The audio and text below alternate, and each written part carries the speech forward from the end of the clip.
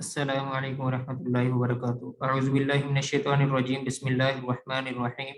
قل من کان عدوا لجبریل فإنہ نزلہ علی قلبک بإذن اللہ۔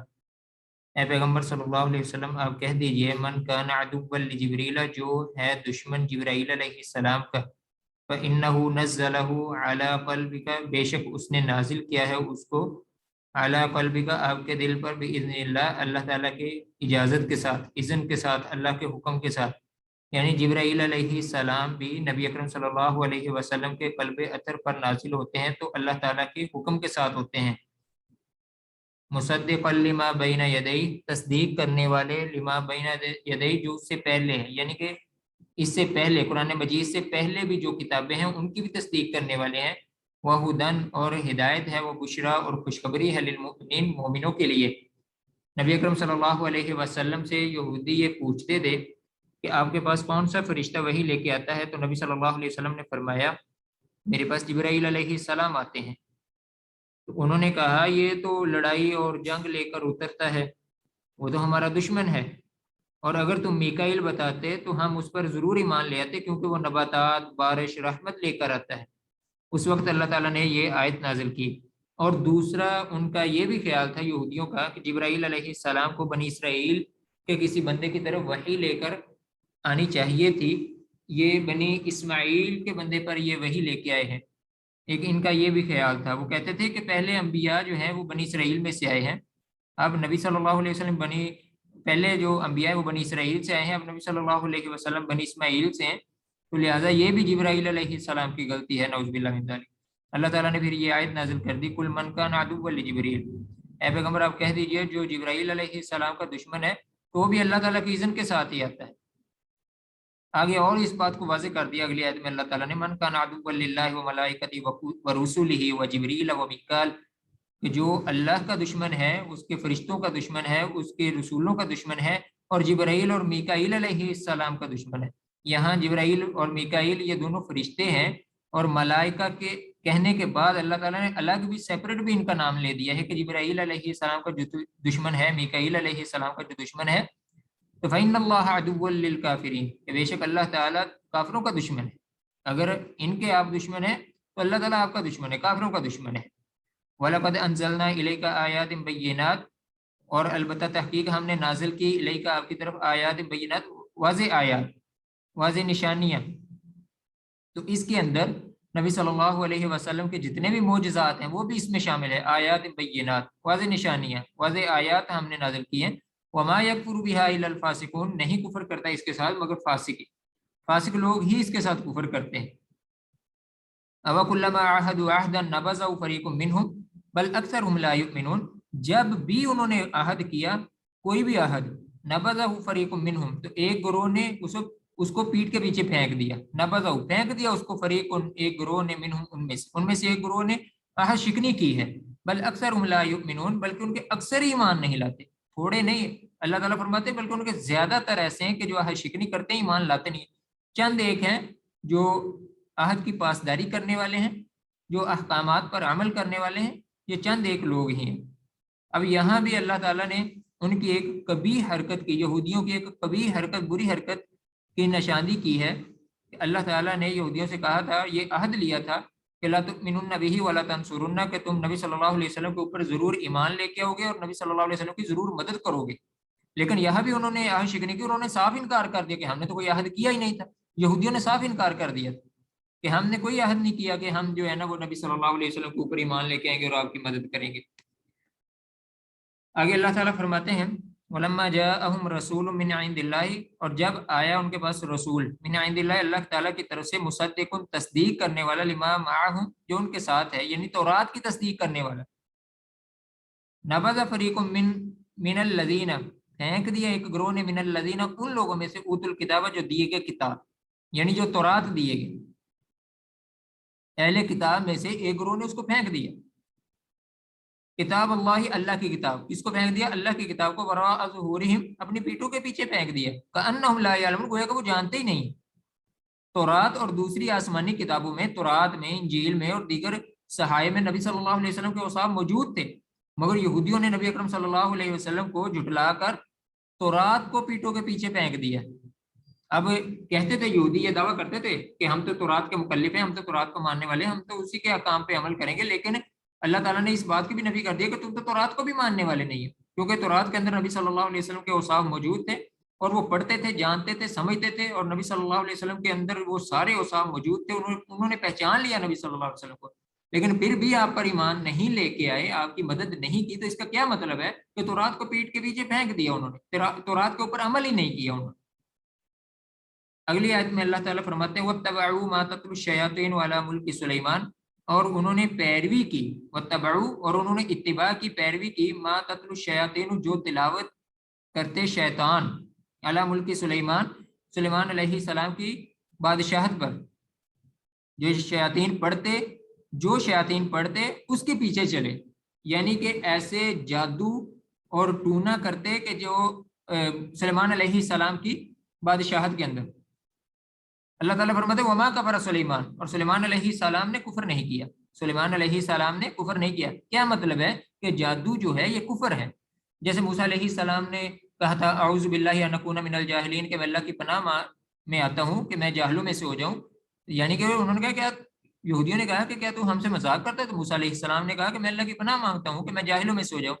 اس کا مطلب یہ ہے کہ مذاق کرنے والا جاہل ہے۔ تو یہاں بھی یہ واضح کر دیا گیا ہے کہ جو سحر ہے، جو جادو ہے، وہ کفر ہے۔ اللہ تعالیٰ فرماتے ہیں وما کفر سلیمان، سلیمان علیہ السلام نے کفر نہیں کیا، ولکن الشیاطین کفروا، لیکن شیاطین نے کفر کیا۔ اور یہاں شیاطین سے مراد یہ دو دفعہ اللہ تعالیٰ نے یہاں شیاطین کا لفظ بولا ہے، تو یہاں شیاطین سے مراد ابلیس اور اس کے جو حواری وہ بھی ہیں، اور شیاطین جنوں انس میں سے بھی ہیں، انسانوں میں بھی شیاطین ہوتے ہیں، شیطان کے مددگار، شیطان کے پیروکار انسانوں میں بھی ہوتے ہیں، جنوں میں بھی ہوتے ہیں، جیسے اللہ تعالیٰ فرماتے ہیں الذی یوسوس فی صدور الناس من الجنۃ والناس، کہ وہ ایسے شیاطین جو من الجنۃ والناس، جو جنوں میں سے بھی ہیں، انسانوں میں سے بھی ہیں۔ انسان بھی ایک دوسرے کو جادو سکھلاتے ہیں اور شیاطین بھی ایک دوسرے کو جادو سکھلاتے ہیں، اور شیاطین سے بھی لوگ جادو سیکھتے ہیں، انسانوں سے بھی جادو سیکھتے ہیں۔ اب یہودیوں کی یہاں ایک اور کبھی حرکت اور بد عملی کی طرف اللہ تعالیٰ نے اشارہ کیا ہے کہ یہودی انہوں نے تورات کو چھوڑا، تورات کو چھوڑنے کے بعد شیطان کے پیچھے لگ گئے، نہ صرف انہوں نے جادو ٹونے پر عمل کیا بلکہ یہ کہنے لگے نعوذ باللہ من ذالک سلیمان علیہ السلام کوئی نبی نہیں ہے، یہ بھی اپنی بادشاہت یہ جادو کے ذریعے کرتے ہیں، یہاں تک وہ کہنے لگ گئے۔ تو اللہ تعالیٰ نے اس بات کی نفی کر دیا کہ سلیمان علیہ السلام نے کفر نہیں کیا۔ اب بابل شہر عراق کا شہر بابل، وہاں جادو کا بہت بڑا چرچا تھا، اور لوگ جادوگروں کے شعبدے بازی اور ان کی حرکات کو معجزہ سمجھنے لگتے تھے کہ یہ بھی شاید اللہ تعالیٰ کی طرف سے کوئی معجزہ ہے۔ وہ جادوگر ایسی ایسی حرکات کرتے اور ایسے ایسے کرتب دکھلاتے کہ لوگ سمجھتے کہ یہ بھی معجزہ ہے۔ اللہ تعالیٰ نے معجزے اور جادو کے اندر فرق کرنے کے لیے، معجزے اور جادو کے اندر فرق کرنے کے لیے اللہ تعالیٰ نے بابل شہر کے اندر دو فرشتوں کو مبعوث کیا جن کا نام تھا ہاروت اور ماروت۔ اللہ تعالیٰ فرماتے ہیں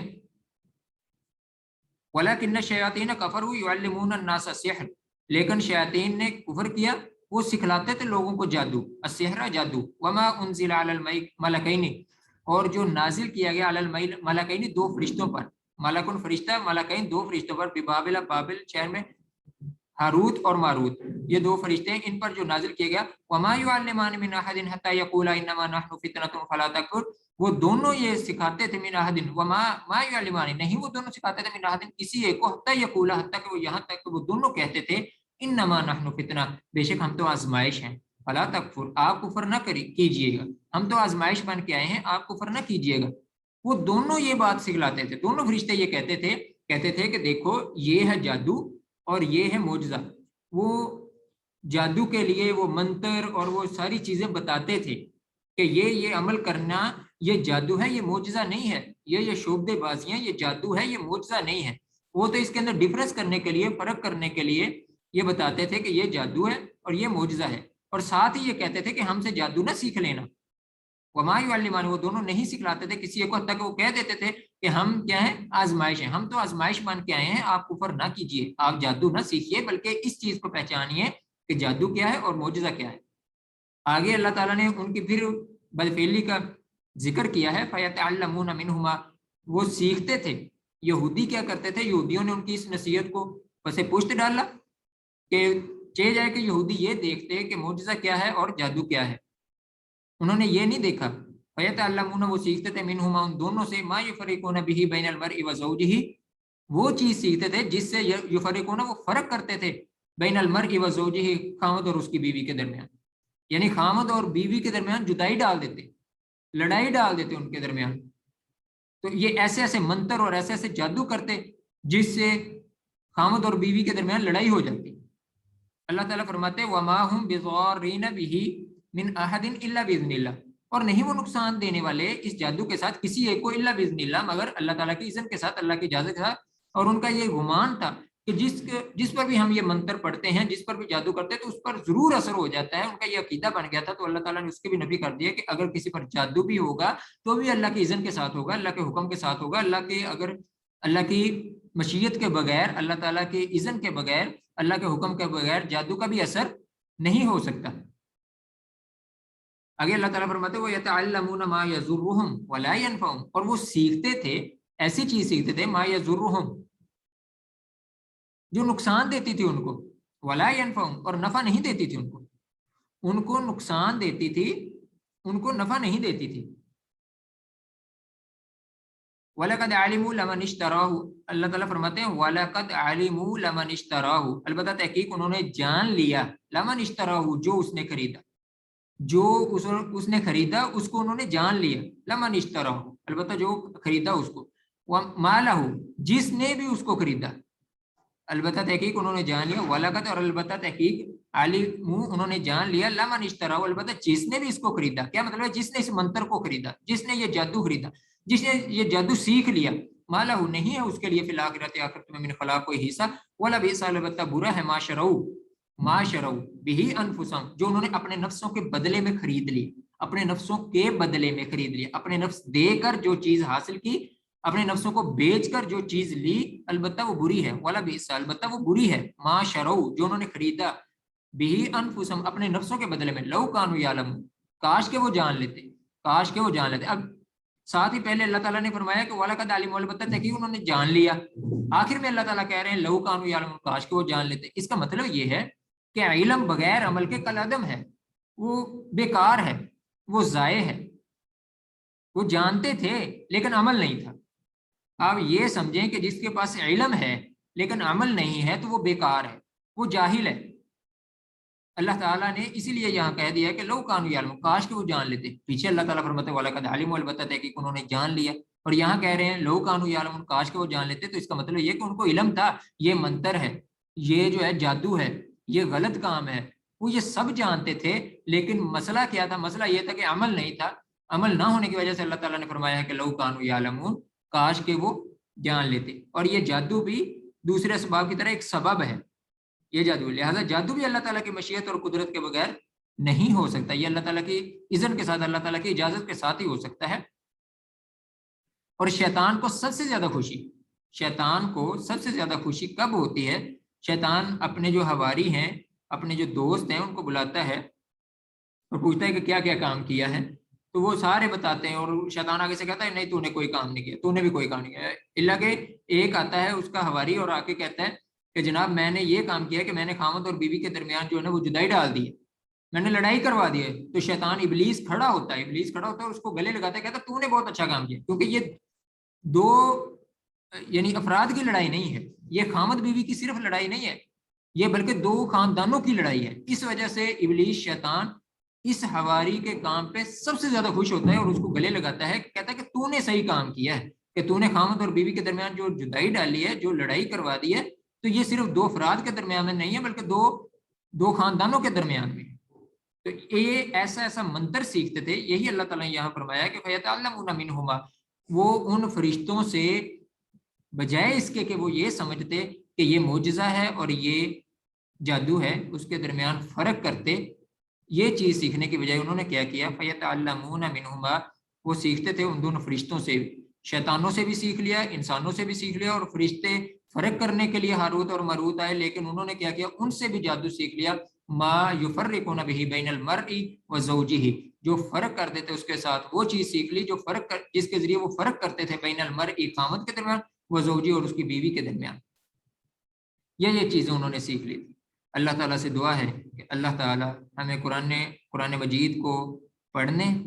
سمجھنے اور اس پر عمل کرنے کی توفیق عطا فرمائے۔ السلام علیکم ورحمۃ اللہ وبرکاتہ۔